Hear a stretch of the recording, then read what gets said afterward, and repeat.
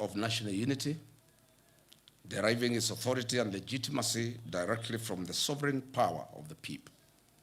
For this reason, the performance of any administration must always be assessed with honesty, fairness, and fidelity to the facts. Mr. William Ruto premised his manifesto with these words, and I quote, "On August 9, 2022, you'll be called to choose between two roads. One leads to constitutional democracy, institutionalized politics, and opening the doors of opportunity to the many. The other takes us back to the imperial presidency, deeper into personalization of power, and to the inevitable and practicable end of economic apartheid that we see so often around the world. The power is in your hands," close quotes. When he was presenting this choice, little did we know that he was presenting the latter. Today, we have an imperial presidency, economic apartheid, and power under a ruthless dictator.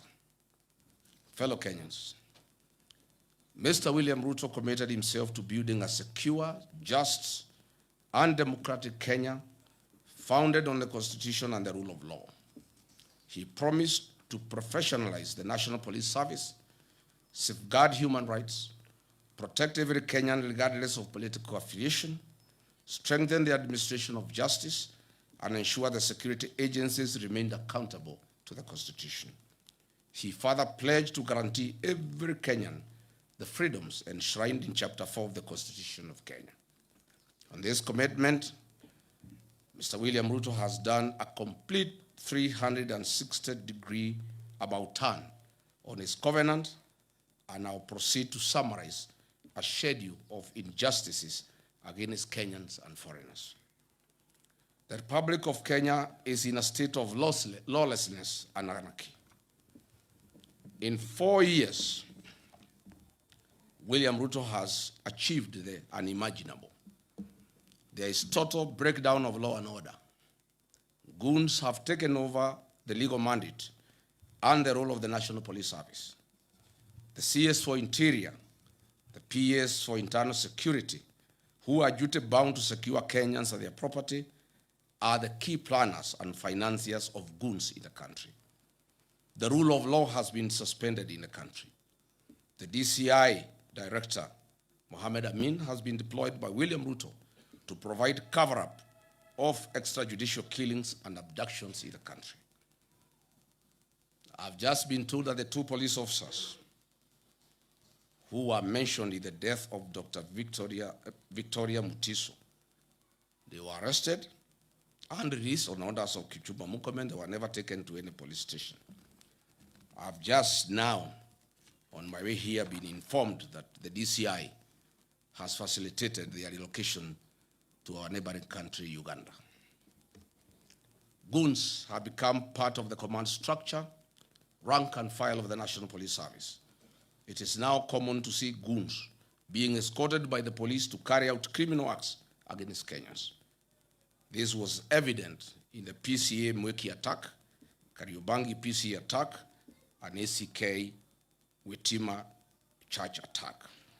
In fact, Mr. William Ruto carries out his development tours in Nairobi, accompanied by goons. Case in point, it has been witnessed repeatedly. The plan promised that no Kenyan will be evicted without following the due process of law, and where applicable, compensation. Unfortunately, over the last 4 years, Kenyans have not been spared the wrath of Mr. William Ruto's brutal regime and have been violently evicted from their homes and business premises.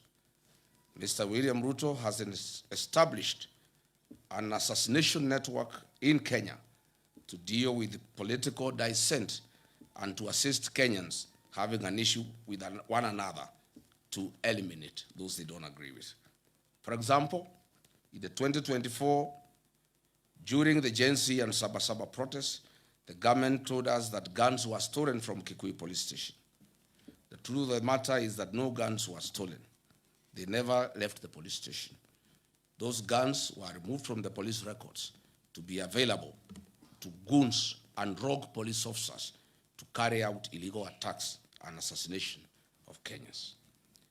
Look at the classic example of Dr. Victoria Mutiso, who was assassinated on 19th July 2026, and lawyer Matthew Chalo, Bob, on 9 September 2025, by senior police officers in a feud related to personal property. This heinous murder was planned and executed by police officers from Kikuyu Police Station. This police station, as I've said, is a crime scene and an assassination empire. This is a situation in 4 years William Ruto has achieved to put up an assassination team available for hire by Kenyans who may want to eliminate other Kenyans. Rachel Wandeto was doused with petrol on the allegation of having a tattoo on her breast. CS Kipchumba Murkomen IG Douglas Kaja visited her in hospital. William Ruto vowed that the killers would be arrested. They said her death was motivated by certain political leaders. The scheme was planned and orchestrated by CS Murkomen and a nominated senator. Despite William Ruto having instructed that the killers be arrested, 3 months down the line, nobody has been arrested. Nobody will be arrested because she was killed by the police. The Reverend Dumia Kariuki of PCA Nakuru, a vocal church leader, was killed by Nairobi Sierra, a squad formed by Kipchumba Murkomen to intimidate the PCA church to agree to sell their properties in Mombasa, Nairobi, Kajiado, to William Ruto. The U.S. State Department, Bureau of Democracy, Human Rights and Labor, the Kenya National Commission of Human Rights, and the Independent Medical Legal Unit have documented over 700 cumulative cases of extrajudicial killings and forced disappearances across Kenya since late 2022 when William Ruto came to power. And with, of course, notable surge tied to the 2024 Gen Z protests, where 60 young boys and girls were killed. Mr. William Ruto, it is also important to note that alcohol and drug substance abuse is on a record high in the country. And the climax was when William Ruto appointed 2 known drug barons into his cabinet. William Ruto has therefore deliberately allowed the menace to grow in sections of the country that are not politically aligned to him. While serving as the country's deputy president, I ensured and chaired a multi-agency stakeholder meetings across country to exhaustively examine the root causes, extent, and impact of this growing disaster, with an aim of offering solutions. The initiatives were aimed at informing major government policy, measures, and prescribing interventions and actions to address alcohol and drug demand reduction, supply suppression, and harm reduction.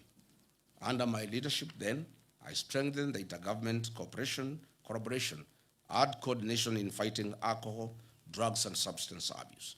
I proposed several amendments of national and legal and county legal provisions on alcohol and drug control, coordinated and multidisciplinary licensing regime of alcoholic outlets where all stakeholders were involved, and proposed the establishment of county treatment and rehabilitation centers.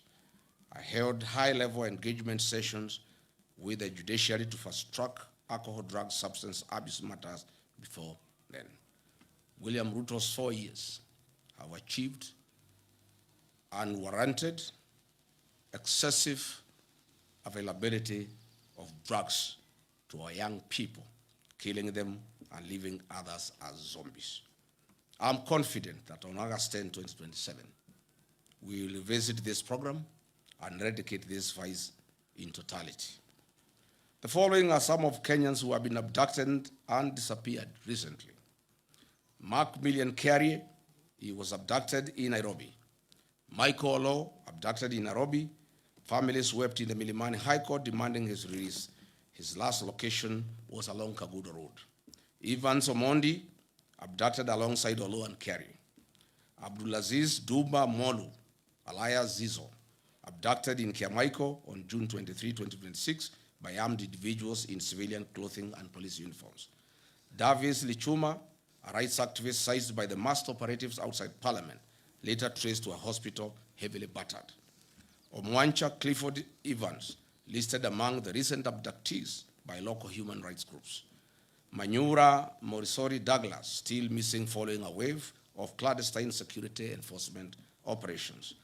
Jimmy Mtava Mwanzi, abducted in Mlolongo, not seen to date. He was abducted at the instructions of DIG Langat.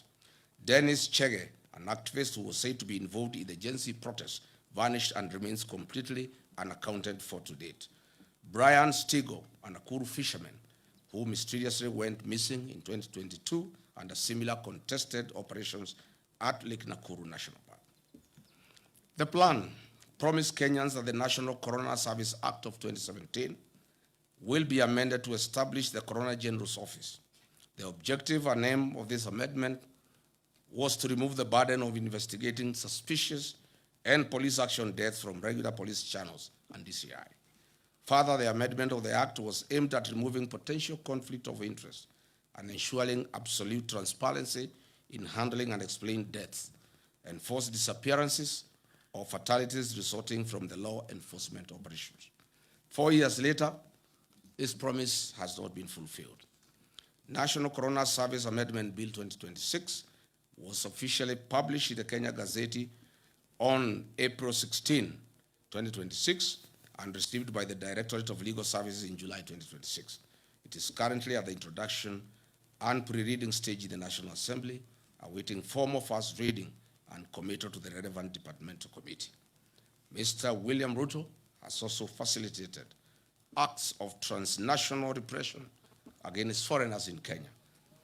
More specifically, on July 24, 2024, 36 Ugandans, members of a Ugandan opposition political party, as part of a joint Kenya-Ugandan security agency operation, and were forcibly returned to Uganda. On October 18, 2024, 7 Turkish asylum seekers were abducted in Nairobi by masked men. Kenya later confirmed it forcibly deported 4 of them to Turkey in a joint security operation, citing bilateral ties, drawing severe condemnation from the Office of the United Nations High Commissioner for Refugees and Human Rights.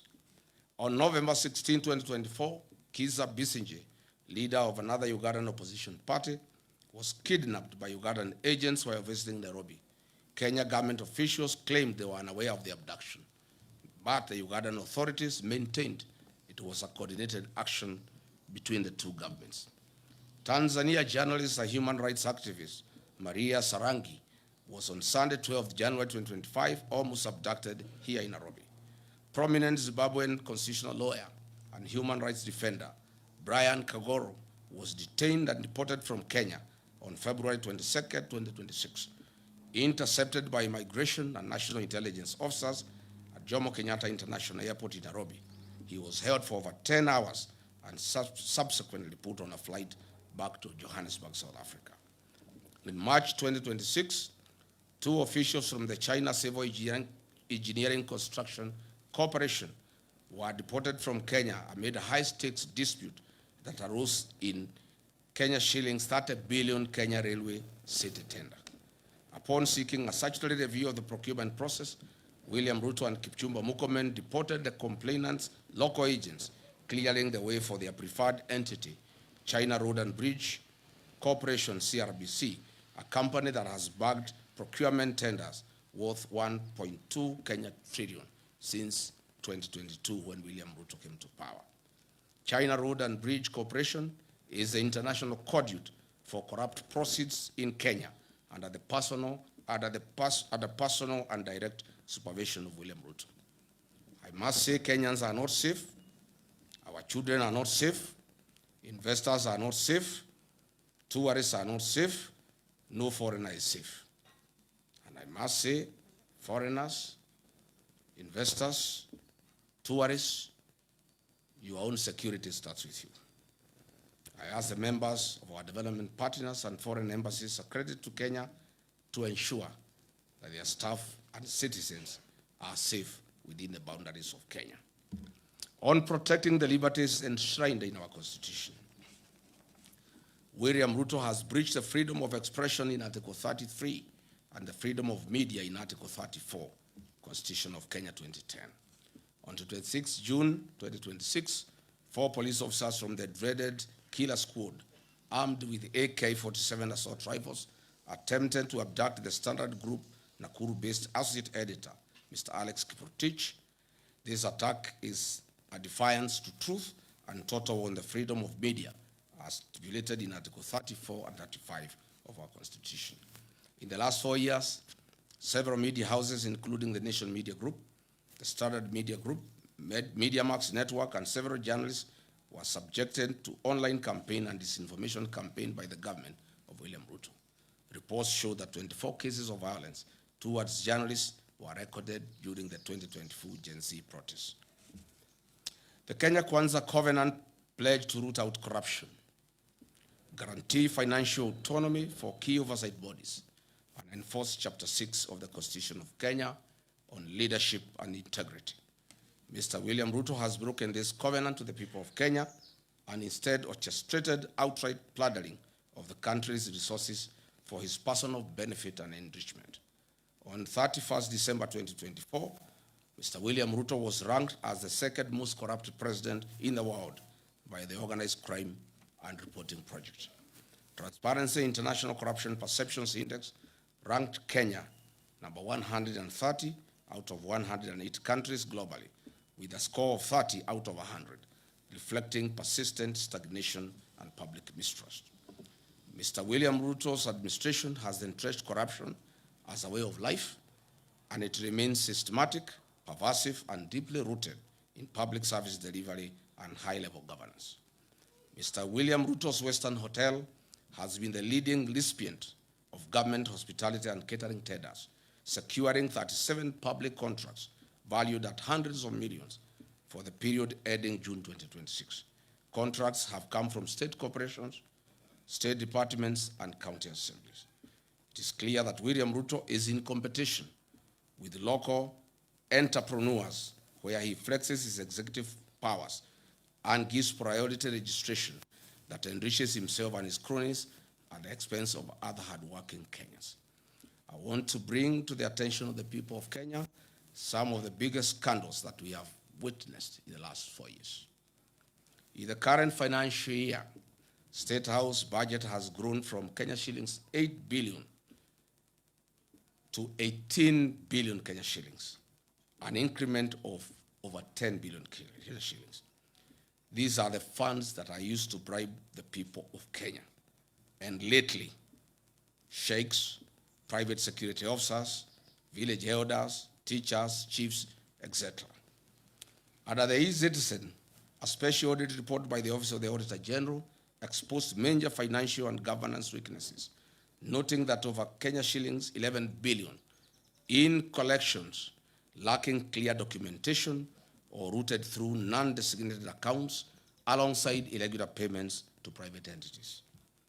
The functionless chief system was procured at a cost of 104 billion Kenya shillings, and an independent assessment of this system shows that it is worth 800 million, leaving theft and plunder of public resources of 103 billion Kenya shillings. SHA makes a loss of 6 billion shillings a month. Hospitals and faith-based organizations and counties are owed 105 billion to date. As I've said before, SHA is insolvent and everybody knows it. On the affordable housing program, the Office of the Auditor General reports that have flagged major legal and operational risks regarding fund utilization, including untraceable international development loans, low fund absorption, and missing land ownership documentation for ongoing projects. Further, the levies deducted from Kenyan payslips are invested in a third-party financial service firm licensed by the Capital Markets Authority. How are their fees determined? How much has been paid out to date? What is his association with William Ruto? On the restoration of Nairobi rivers, Mr. William told Kenyans that on December 25, that Nairobi River will have fish. Can members of the press visit this river tomorrow and bring us one piece of fish. This government committed itself to protecting public assets, strengthening governance, eliminating corruption, and ensuring that public resources would be managed solely in the interests of the people of Kenya. It promised a government founded on transparency, accountability, and prudent stewardship of national resources. On the divestiture of the Kenya pipeline, has Kenya surrendered its ownership and control to a neighboring country?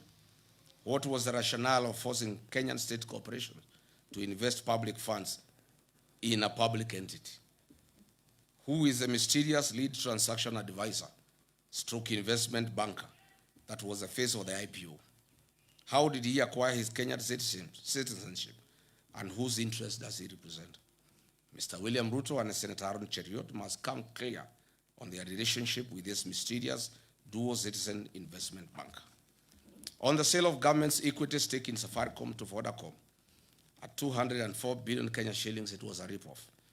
Each share was grossly undervalued at 34 Kenya shillings. Why didn't William Ruto allow the use of an open price discovery, or even better, allow a regulated cooperative and SACCO fraternity with over 1 trillion in deposits at the end of December 2025 buy out this stake? Aren't the cooperative society members hardworking, deserving Kenyans? What happened to Buy Kenya, Build Kenya? Or is it Buy Kenya, Build Ruto? Other national assets, such as the new KCC, Kenya Ports Authority, and Kenya Airways, have been strategically targeted for sale. What is the rationale of selling our heritage? Had hard-working Kenyans remit over 100 billion Kenya shillings monthly to the National Social Security Fund, NSSF. These funds now have been targeted for budgeted corruption and ring-fenced to fund infrastructural development projects, such as the Mau Summit Road, Twin Towers Commercial Building, and the Bomas of Kenya International Conference Center. Is this really prudent? Are our pensioner funds safe? What is the role of the mysterious dual citizen investment banker in structuring the fund management contracts issued by NSSF? The Communication Authority of Kenya, Universal Service Fund, has recently approved the transfer of 45 billion Kenya shillings to the National Intelligence Service, allegedly for the procurement of an ICT system whose market value is only 2.5 billion. This approval was given by the then chairperson of the Communications Authority in the hope that her business loan would be repaid from the proceeds. As explained earlier, China Road and Bridge Company, CRBC from China, is the major conveyor of corruption in Kenya and is the recipient of projects worth 1.2 trillion, namely the Naivasha, Malaba, SGR,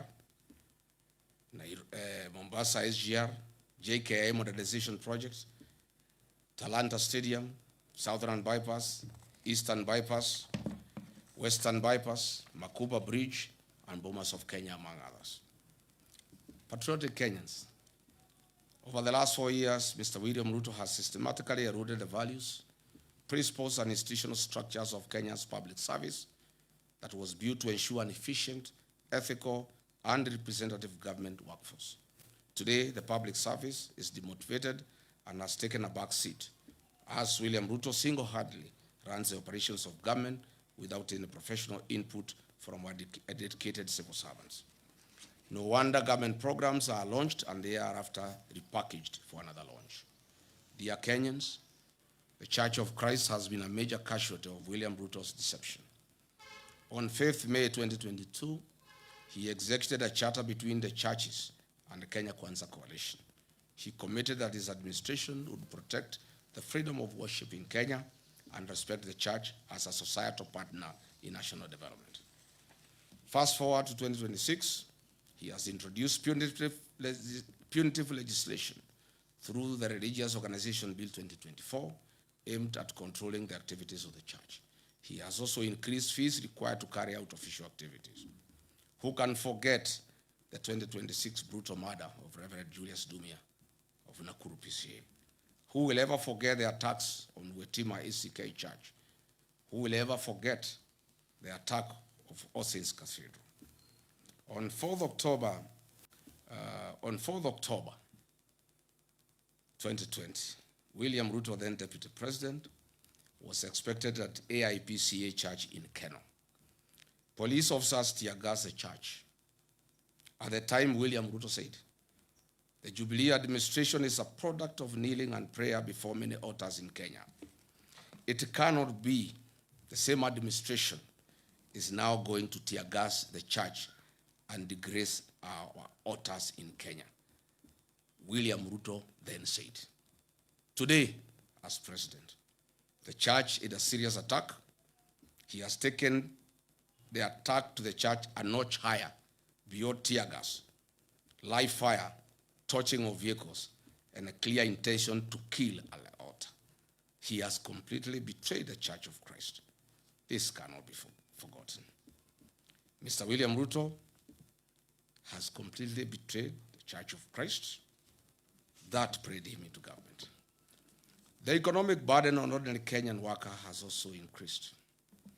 The Federation of Kenyan Employers has also reported that in 4 years, a number of local and international companies either closed operations or exited the Kenyan market. These include CMC Motors, Base Titanium, Nakumat, Twiga Industries, Dilaru, Jumia Foods, and Hilton Hotels.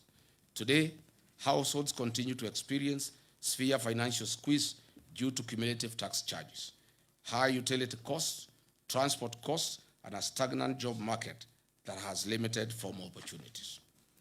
While in office as Deputy President of the Republic, I championed the restoration and the recognition of prior learning program as an avenue to increase opportunities and income for non-certified but skilled Kenyans that are the providers of goods and services that we consume as a nation. Further, I developed a framework of cooperation and engagement between Nairobi City County Government, Nairobi County Traders, KRA, Anti-Counterfeit Authority, and the Kenya Bureau of Standards. The objective of the framework was to A, provide a platform for resolution of disputes arising out of trading activities and the informal sector, foster goodwill, cooperation, and consultation between the parties, recognize the importance of collaboration in achieving shared goals in the informal sector, and promotion and improvement of the well-being of traders and their micro, small, medium enterprises. What happened? As soon as I left office, William Ruto and Nairobi City Governor Johnson Sakaja abandoned this framework. You all remember that on 8th August 2022, a liter of super petrol retailed at 159 shillings. A liter of diesel retailed at Kenya shillings 140. As we speak today, the price of super petrol is 214 Kenya shillings and diesel 222.86 for a liter of diesel, representing an increase of 34.05% and 59.18% respectively. These increases have been contributed to higher transport costs, increased food prices, and a greater pressure on household incomes. Kenyans will recall that on April 2026, I exposed the opaque nature of the government-to-government framework and detailed its contribution to an increased landed cost of fuel products. The whole scheme and con game were nothing like G to G. It is government route. What I'm saying in a nutshell is that the high cost of fuel has nothing to do with international prices. It has everything to do with business interest of William Ruto, where he is a key player of oil importation and distribution in the country. The average Kenyan worker loses between 45% and 50% of their monthly earnings that are deducted through punitive levies and taxes, leaving significantly less disposable income for their households. For example, a teacher in Wajir earning a gross salary of 50,000 in 2022 took home approximately 42,000 Kenya shillings. Today, under William Ruto, the same teacher who is making 50,000 takes home 38,000, while facing substantially higher food, fuel, transport costs, reduced school capitation, and increased challenges in accessing healthcare.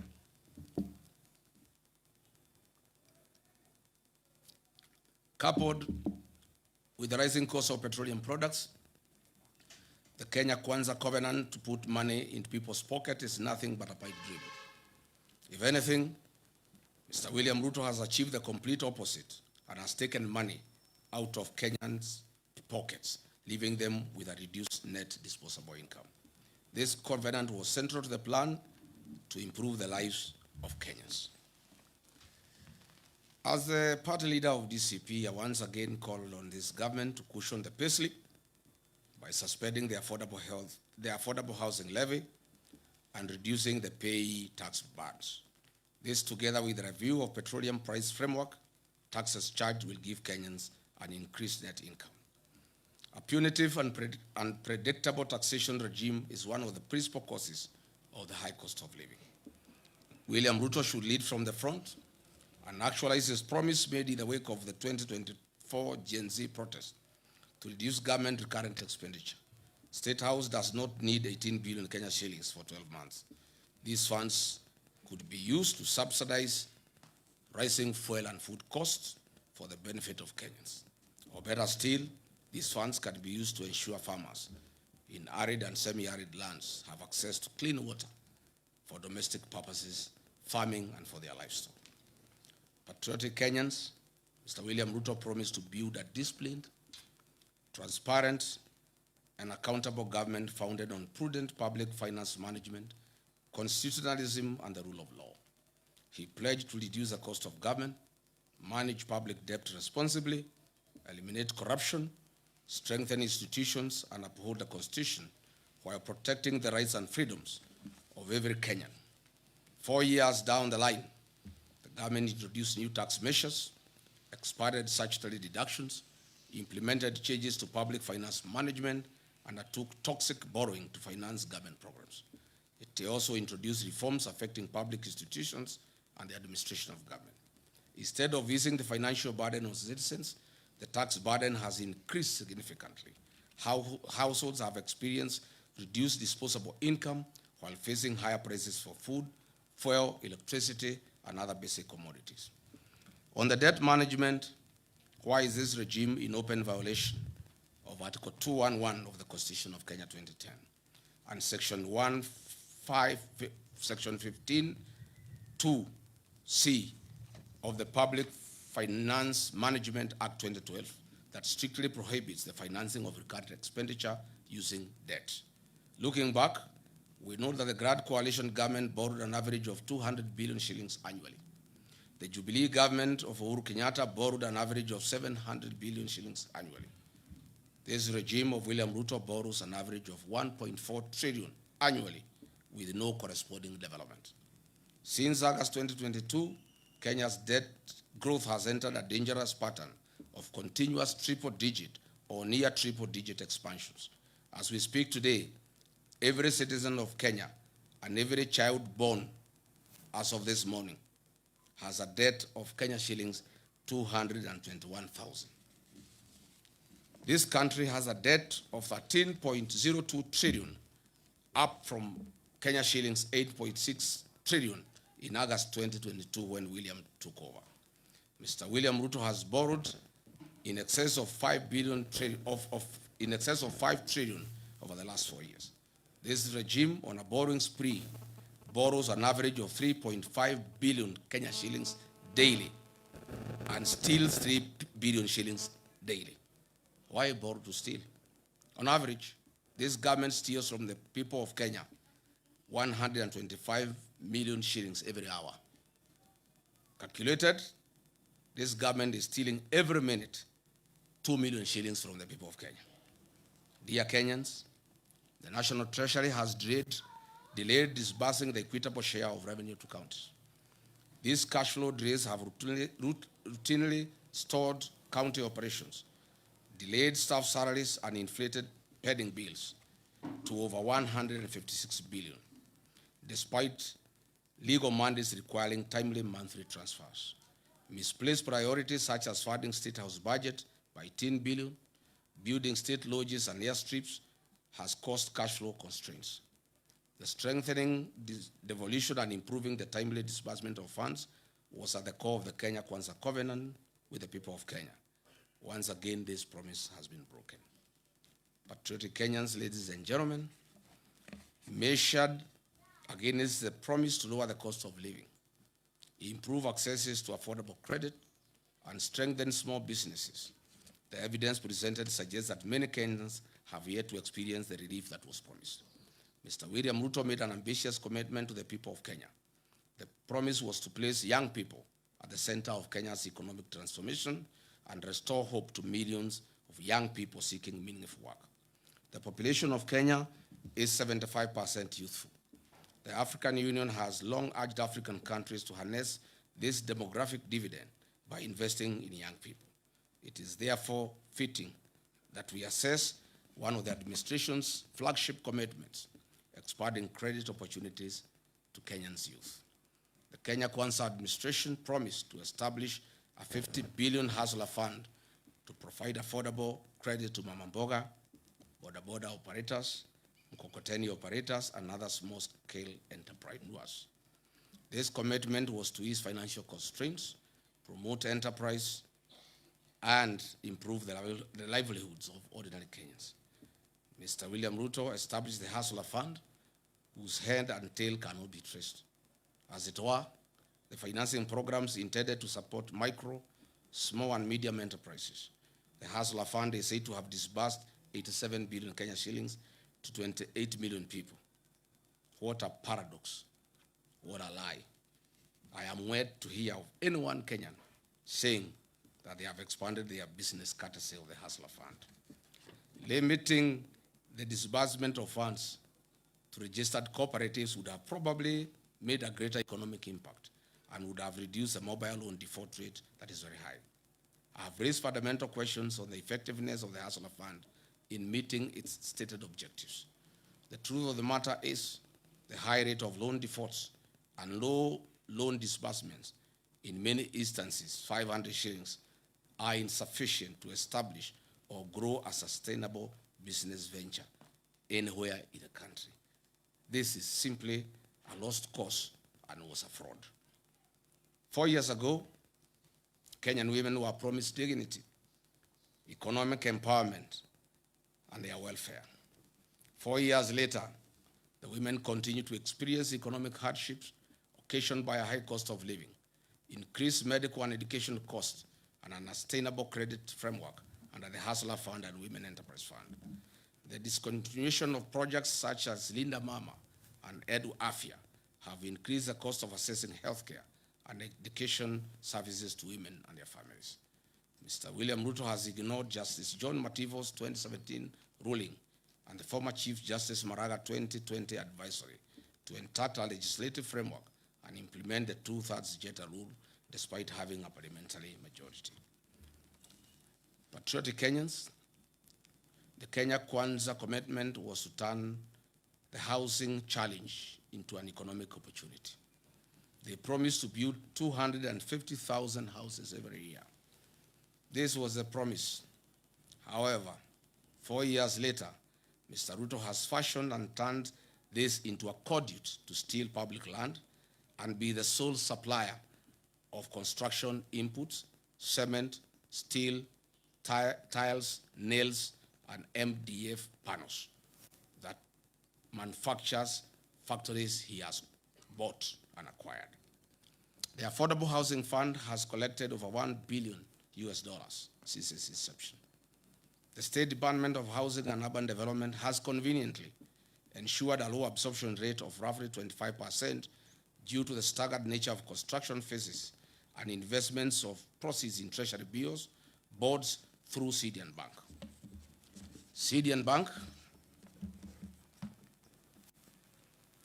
CDN Bank is today classified as Tier 2 medium-sized bank. It has graduated from Tier 3 status after achieving a market share of over 1% driven by deposits mobilized from Government of Kenya State Corporations, Social Health Authority, Nairobi City County Government, and the Affordable Housing Fund levies. CDN Bank is worth 95 billion in asset value, Kenya shillings 74 billion in customer deposit, and a reported 1.7 billion net profit in the year ending 2025. Compare this sudden change in fortunes with the 2022 financial year results. This bank had 42 billion Kenya shillings in assets, 30 billion in customer deposit, and a reported loss in the financial year ending 2022. Since William Ruto bought it, you can see the transformation.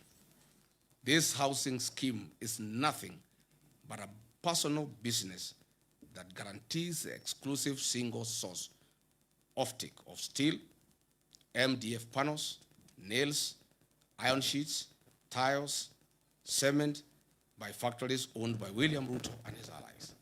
The levy proceeds are the reason why CDN Bank deposits have increased tenfold for the 4 years.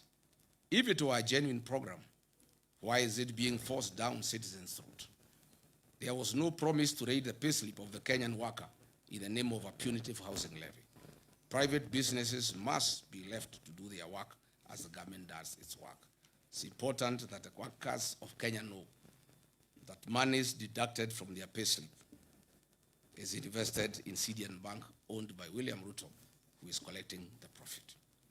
In my view, and as expressed before, the affordable housing scheme should be made optional to Kenyans to allow them to participate at their own free will. Fellow Kenyans, Mr. William Ruto had promised that within 30 days of his presidency, he would establish a quasi-judicial public inquiry to establish the extent of cronyism and state capture in the nation and make recommendations. Unfortunately, over the last 4 years, Mr. William Ruto himself has captured the state. He has focused on centralizing control of independent constitutional commissions, state entities, public sector procurement, and unwarranted sale of strategic national assets. All these measures are aimed at achieving the sole objective of enriching William Ruto at the expense of 55 million Kenyans. It should be noted that William Ruto has achieved the milestone of being certified as a US dollars billionaire in a record 4-year courtesy of looting Kenyan public coffers. Mr. William Ruto's 4 years in office has accomplished a mission of driving Kenyan entrepreneurs out of business. Contractors are out of business. Traders are out of business. William Ruto has captured all businesses and he is in competition with the Kenyans that he leads. He has used his office to flex muscles on traders. Where he has not pushed, his cordial CRBC has come in. Mr. William Ruto has investments in virtually every sector of Kenya's economy, namely banking and finance through CDN Bank, investment banking through Rock Investment Bank, a CMA license issued in 2026, and is a fund manager of NSSF and PSSF pension funds, insurance through Amaco, capital markets through ZD Platform, hospitality through Weston Hotel and Leeds Caraton in the Mara, cement through the various companies that he bought, including Baburi and East African Portland Cement, betting through SportPesa, Sportbet and Betika, aviation through Kwale Island Development, healthcare through Nairobi West Hospital, telecommunication through East African Device Assembly Limited, oil and energy through Gulf Energy and oil marketing companies, energy gas through Taifa Gas, construction, farming, currency security, he has recently bought Daru, transport, he has even gone into the matatu business. He now has over 100 matatus in Nairobi, agriculture, poultry, minerals, gold prospecting in Aboseli, Logorian, Transmara, DRC, including in Darfur. Literally, all business people in Kenya have been driven out of business by William Ruto. The Parliament of Kenya has failed in its legislative oversight and representative role. Its members, except the few who hang around with me, are on record boasting how they are paid for everything that they pass in Parliament. I must remind all parliamentarians that they are accomplices to criminal acts. Under the archaic leadership of the UDA with winger Moses Wetangula, the National Assembly is one of the major causes of the suffering of Kenyans by passing bad laws like the Finance Bill 2024, whose provisions were later sneaked through amendments and omnibus legislation. Mr. William Ruto's attempt over the last 4 years to undermine the office of the Auditor General has been frantic and uncalled for. He now wants the Auditor General arrested for resisting theft of public funds. The people of Kenya will not allow it. Mr. William Ruto has made IPOA non-functional in the last 4 years. An attempt was made through a Gazette notice to put it under the Ministry of Interior so that they can cover all the crimes against Kenyans and the police. Fortunately, our court stopped this covert mission. Historically, IBC has been an institution under low public trust. It is in the public domain that IBC, as currently constituted, enjoys low public trust among Kenyans. The threat by the chairman Ethocon to suspend or allow by-elections if there is violence is a clear indication that he is under manipulation by William Ruto. The Central Bank of Kenya is one of the most critical government institutions we have. However, through the National Assembly, the CBK Act was amended recently to allow the purchase of gold and other precious metals. This is gold bag season 2 loading. Kenyans should be alarmed that CBK has not received currency supplies from Germany for 4 months after it became apparent that the government wanted money diverted to Mombasa and the German suppliers were reluctant. We have also noted the recent changes in the ownership of Dilaru, Kenya, and Kenyans are keenly watching the space to establish whether they want to print currency for bribing voters in a forthcoming general election. Allow me to give 2 practical examples of how William Ruto has captured institutions.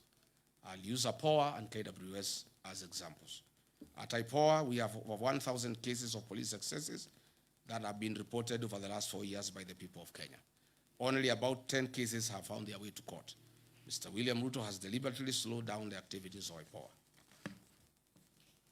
Some few days ago, the Amboseli National Ecosystem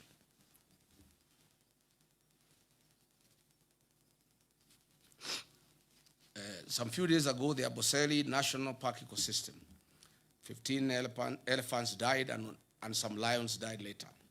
We were cheated that they were died through suspected cyanide poisoning from pesticides. Tell the Kenyans the truth, Mr. William Ruto. Doing cyanide lynching to extract good prospects. And this warning goes to the people of Ikolomani in Kakamega, where Mr. William Ruto is eyeing your gold deposits. Be very careful. Again, the CS for Health issued a Gazette notice, number 11492, on 30th July 2026, on the mandatory inbound travel health insurance for tourists traveling to Kenya to have travel insurance in Kenya. We know the reason. This is because goons are after tourists in the country, and now they want to force an insurance policy down their throats. To demonstrate what professionals in this government feel and go through, allow me to quote Professor Njogona Ndungu, the former National Treasury Cabinet Secretary, during a development forum in Sweden, and I quote, "The capacity to do the right things exists, but is overshadowed by institutional failure, where someone seeks to overrun institutions. The current president is overrunning all institutions, leading to conformity driven by fear within these institutions," close quote. What is this if not impunity of the highest order? Patriotic Kenyans, historically, land is one of the most emotive issues in Kenya. Mr. William Ruto has promised to settle all historical land injustices in Kenya and resettle millions of squatters across the country. Unfortunately, he has scored the lowest in this matter and created many war fronts on the land question. Over the last 4 years, William Ruto and his cronies have been involved in an historic high-level grabbing of land and misuse of public lands. For instance, 2,800 acres have been grabbed by Ruto and his cronies in Kebiko, Kajiado. 6,000 acres of land in Owaso Kedong in Suswa has been grabbed. 5,000 acres of land, or Kyobo in the Masai Mara, has been grabbed. 1,000 acres of land for Puko and Limanet within Narok Township has been grabbed. Over 7,000 acres of land of Olokuto adjudication section in Narok North. Kehoto land, about 300 landowners risk being thrown out of their 700 acres of land. Davivi land in Naivasha, has been grabbed by William Ruto. He has put up a home and he is growing wheat and maize in the farm. Bonita Settlement Scheme, 14,000 acres of land have been grabbed. Olongai land, about 167,000 people are at the risk of eviction as this land is being grabbed. Egerton University land, Oscar Sudi, Samburu, and William Ruto have grabbed 2,000 acres of land meant for the university where they are doing wheat farming. Patriotic Kenyans, health has long been one of Kenya's foremost national priorities. Building on the gains made at Kenya Vision 2030, the Kenya Kwanza administration committed itself to delivering universal health coverage by guaranteeing every Kenyan access to affordable quality health care. The plan pledged to realize the constitutional right to health through a reformed national health insurance scheme founded on the principle of leaving no one behind. To implement this commitment, the government replaced the National Health Insurance Fund, NHIF, with a failed and fraudulent scheme called SHA that has left millions of Kenyans on their own. The discontinuation of Linda Mama and Edu Afia on December 31st, 2023, has left significant gaps in healthcare coverage. In 2022, Edu Afia provided medical cover to 3.4 million secondary school students at an annual cost of 3.2 billion. Today, approximately 4.1 million secondary school students no longer enjoy that medical cover, leaving parents to bear the full cost of treatment. Mr. William Ruto had committed to addressing the inequities in Kenya's education system so as to level the playing field for all children irrespective of their background. He further committed to equitable universal basic education defined as 12 years of schooling. He further committed himself to protecting and strengthening the gains made under free primary education and free day secondary education while ensuring that every Kenyan child had access to quality, affordable, and equitable education. He also pledged to strengthen higher education financing and invest in the nation's human capital. The William Ruto government inherited landmark education reforms introduced by previous administrations. Free primary education launched in 2003, free day secondary education introduced in 2018 that had significantly expanded access to education for millions of Kenyan children. The commitment was not only to preserve these gains, but to build upon them by ensuring adequate capitation, sustainable financing, and improved access to quality education for all. In the words of the third president of the Republic of Kenya, the best president we have ever had, Mzee Mwai Kibaki, and he said, and I quote, "Education is the ultimate means of ensuring an equitable society. Equitable education ensures that every child has a chance to fulfill their potential and rise to the highest level of accomplishment," close quote. 4 years later, the government has caused irreparable instability and confusion in the educational sector. The gains made by the previous administration under free primary education and free day secondary education have been eroded to dust. Secondary school parents now shoulder substantially higher education costs, while the level of government capitation has failed to keep pace with inflation and rising operation costs. The capitation rate established in 2017 was 22,000 per student. However, today's schools receive only 9,000 per student during the previous financial year, creating a significant funding gap.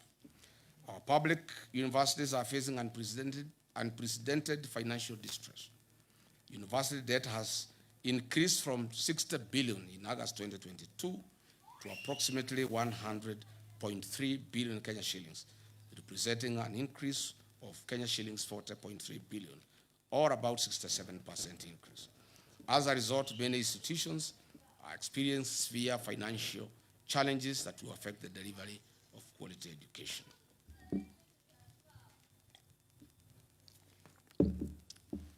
Further, we have had 2 university financing models in 2 years.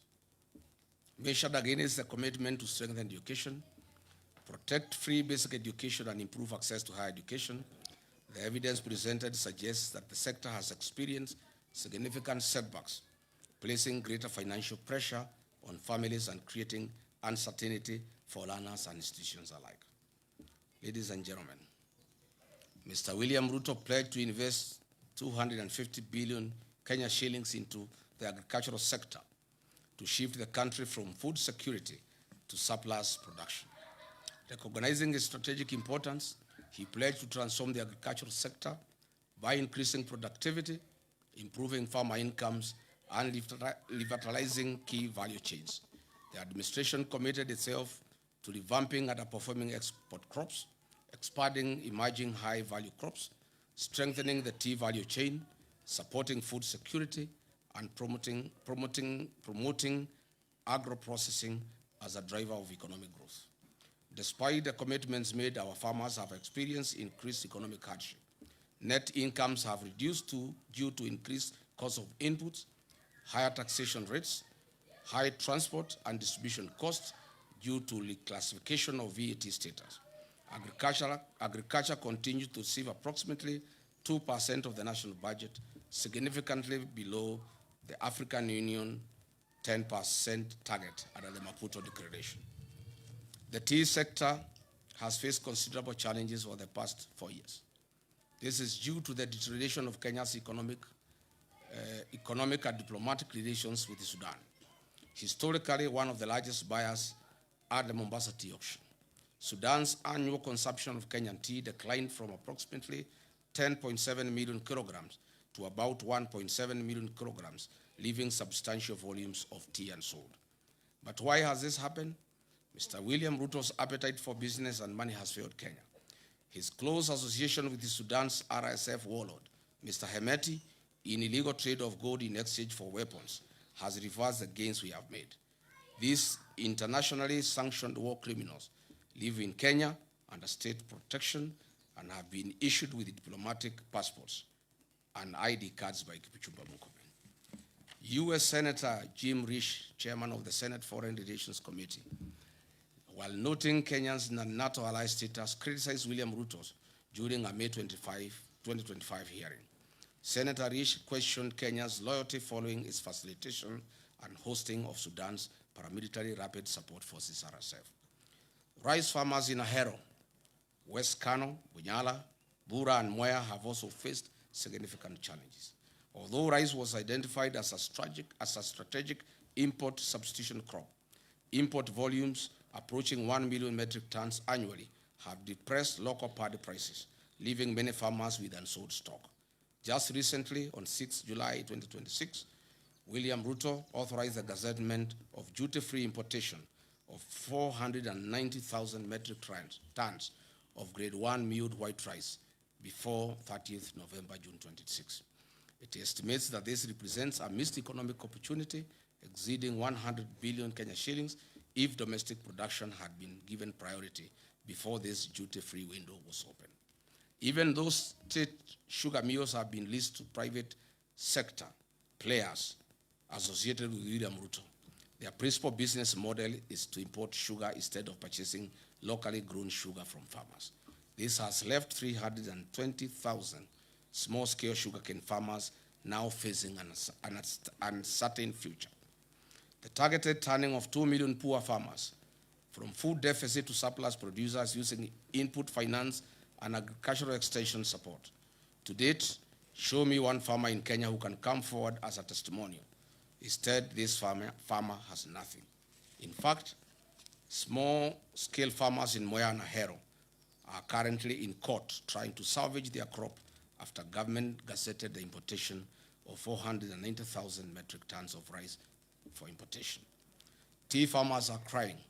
A 0.8% levy has been introduced, and this year's bonus will reduce from 45 Kenya shillings per kilo.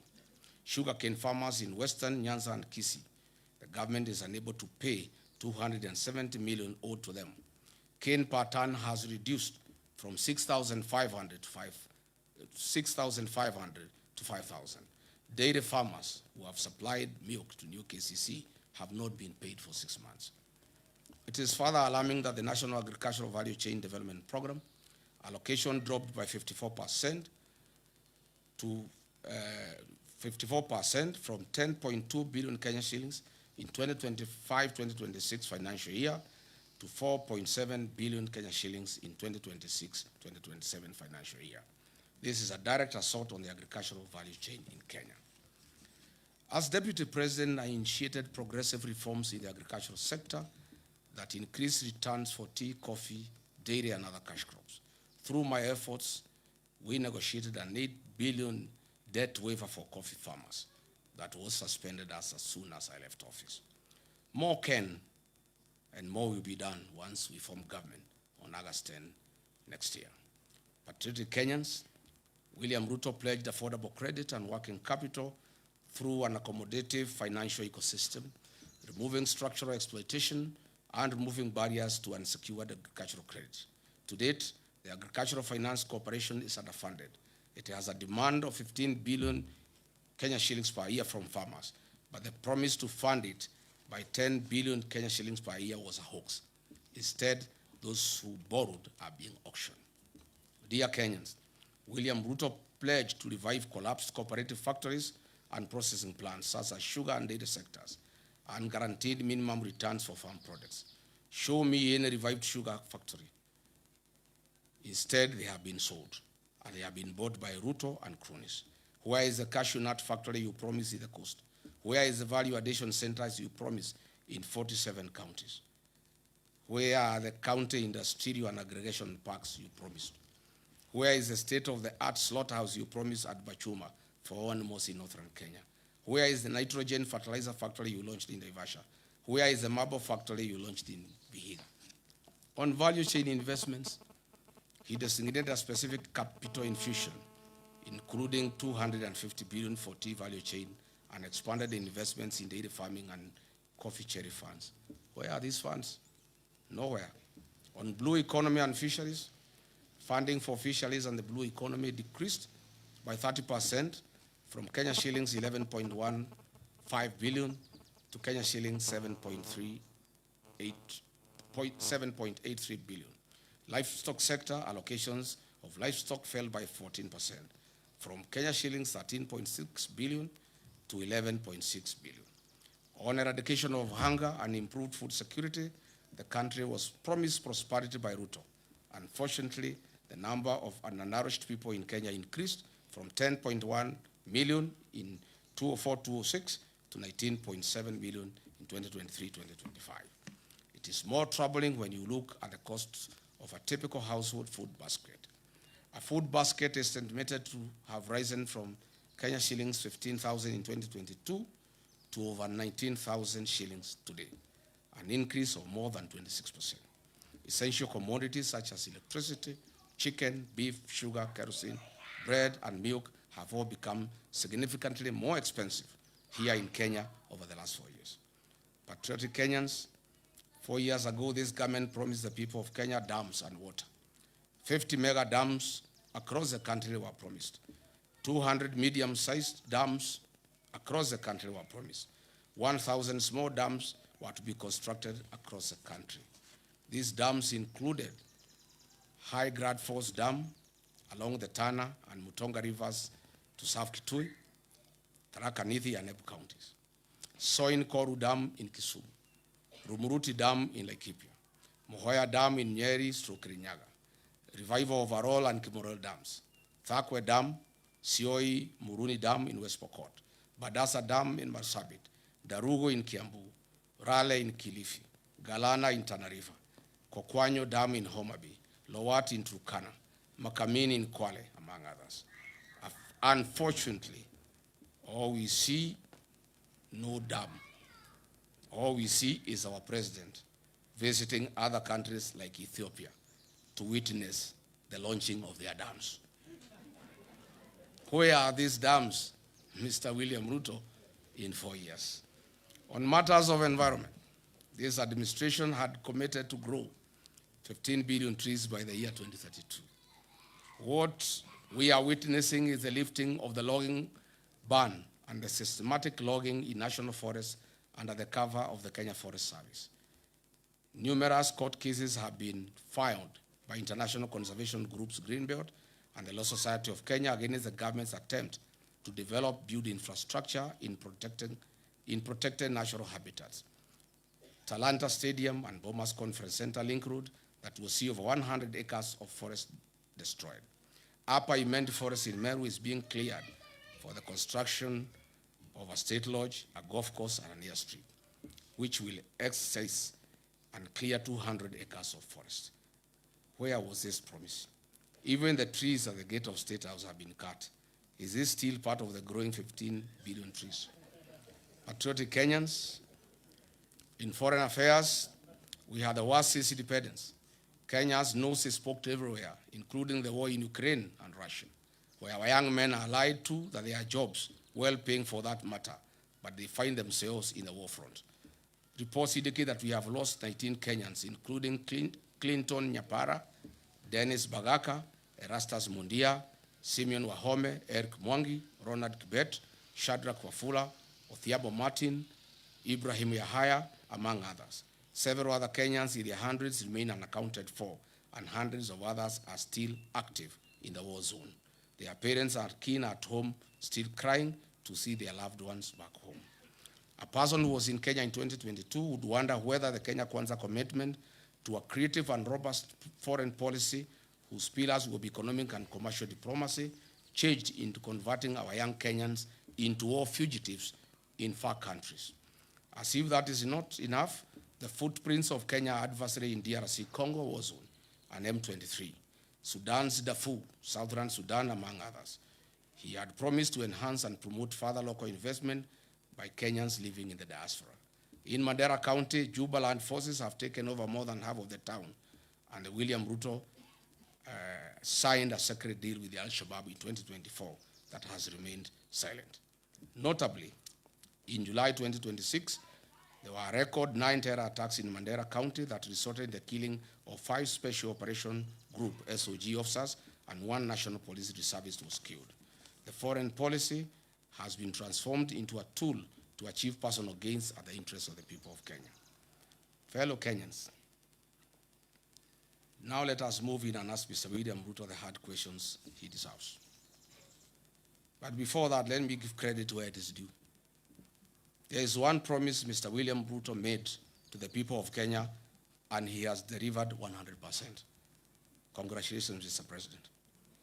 Mr. Ruto, you promised to permanently retire the late Prime Minister, Right Honorable Raila Odinga, in Bondo and finish ODM.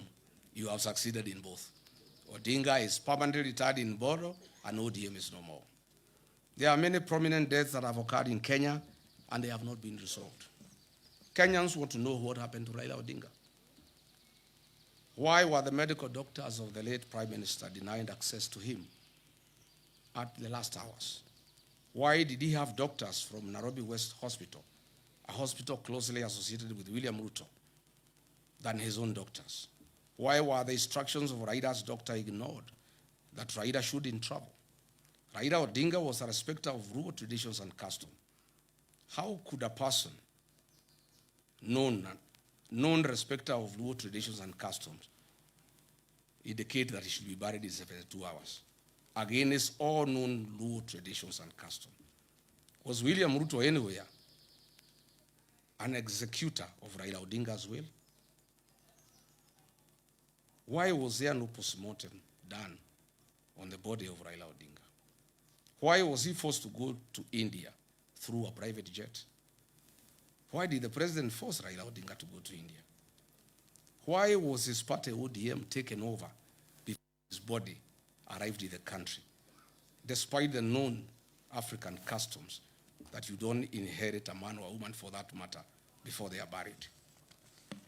Who are these doctors who accompanied Raila Odinga against the wishes of his personal doctor, Professor David Olucholunya? These are hard questions that Kenyans want to know. On the death of Honorable John Ngeno, the late MP, for the first time, Kenyans must know what happened. I have intelligence information as follows. On the fateful day after Ngeno was dropped at Edebes, the helicopter went to fuel in Eldoret. The pilot didn't know the fuel he was about to put in had been transported to the scene from Lodwar. High alert Kenya revenue officials noticed an unusual car that had carried the jet fuel. It was arrested and the driver questioned. The driver revealed to them that he transported the fuel from Lodwar. Immediately, this KRA official and the police authority stream were instructed from Nairobi to release the driver if they cared about their lives. Is it this fuel that caused the chopper not to pick up in high altitudes? Is that why the pilot first came down and tried again to pick up? These are fundamental questions. What did Kipchumba Murkomen know about the people who caught this KRA officer and the police at Eldoret Airstream officials? Can KEA produce the CCTV footage at the facility on this fateful date? We are still waiting for a report on what killed Johanna Ngeno. We must not forget about our gallant General Francis Ogola, the decorated Top Gun who had a stellar 40-year career in the military and perished in 2024 in an air crash. Unfortunately, to date, Mr. William Ruto, the Commander-in-Chief, has failed to release the aircraft accident investigation report to the country. Kenyans are demanding for answers. General Ogola was not an ordinary citizen. He died in active duty and service to the nation. Mr. William Ruto, what do you know about General Francis Ogola's death? Are you willing to tell the country why you allowed General Francis Ogola to fly in a Bell-Hue helicopter with a questionable mechanical status? The DPP must use its powers and establish an inquest on these unresolved murders over the last 4 years. The people of Kenya have told me to demand on their behalf a public inquest on the death of Raila Odinga and all the high-profile questionable deaths in Kenya that have occurred in the last 4 years of William Ruto's presidency. I therefore call for a public inquest and proper scrutiny of the same. Today, after examining major commitment against this evidence, after examining every major commitment against this evidence, the verdict is unmistakable. The plan has failed. It is hollow and deceptive. In conclusion, when the plan failed,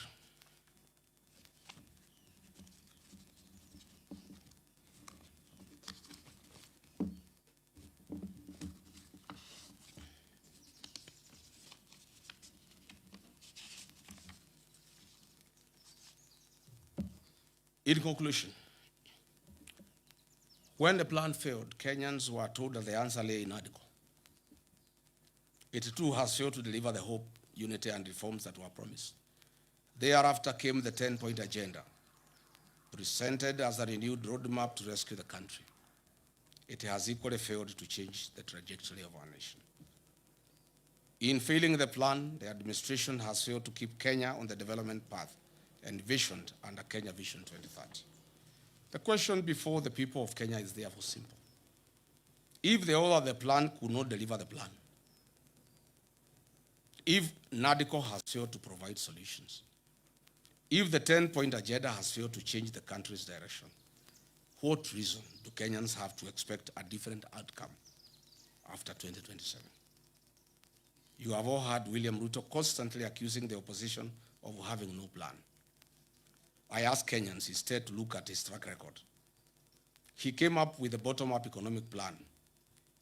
As we have seen, it has failed. He came up with NADCO. He has failed to deliver. He came up with a 10-point agenda. He has failed to deliver.